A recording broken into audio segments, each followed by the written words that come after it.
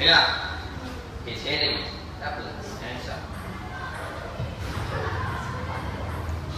وقل رب اغفر وارحم وأنت خير الراحمين. Dengar yang ni pula. وقل رب اغفر وارحم وأنت خير الراحمين. ألم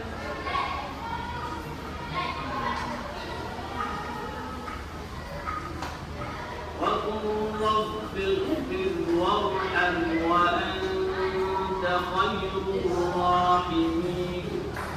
Okey, dah dengar? Jadi apa perbezaan antara kedua-dua bacaan tadi? Siapa boleh bagi tahu? Ashraf, apa dia?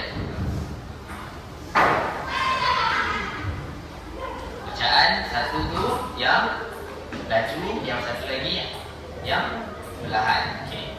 Jadi awak rasa apa tajuk yang kita nak belajar pada hari ini? Kita akan belajar hukum roh.